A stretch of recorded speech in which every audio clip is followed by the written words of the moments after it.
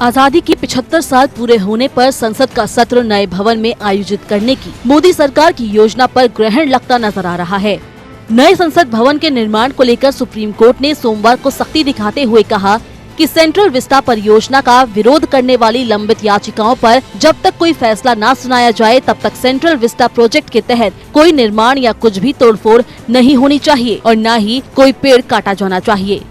Supreme court ने solicitor general से कहा है कि आपने प्रेस रिलीज जारी कर निर्माण की तारीख तय की है। शिलान्यास से कोई दिक्कत नहीं है, लेकिन आगे कोई कंस्ट्रक्शन नहीं होना चाहिए।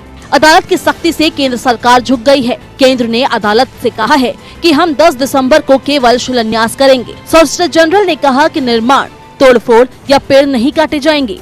सुनवाई की शुरुआत में ही अदालत ने कहा कि हम इस पर स्टे नहीं दे रहे हैं, लेकिन आप जो भी करेंगे वो हमारे आदेशों के अधीन होगा। बेहतर होगा आप इस बात का ध्यान रखें। न्यायालय ने कहा कि केंद्र कागजी कार्रवाई के साथ आगे बढ़ सकता है, लेकिन इस बार ढांचा खड़ा हो गया तो पुरानी स्थिति बहाल करना मुश्किल हो जाएगा।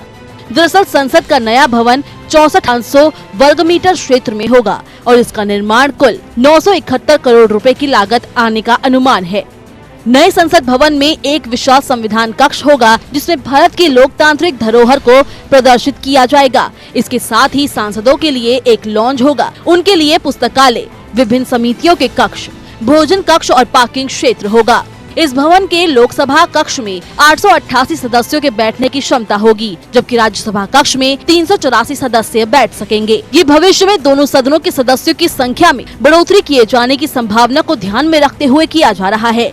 मौजूदा समय में लोकसभा के 543 और राज्यसभा के 245 सदस्य हैं। पिछले सितंबर महीने में 861.90 करोड़ रुपए की लागत से नए संसद भवन के निर्माण का ठेका टाटा प्रोजेक्ट लिमिटेड को मिला था। ये नया भवन सेंट्रल विस्टा परियोजना के तहत है और इसे वर्तमान संसद भवन के नजदीक बनाया जाएगा।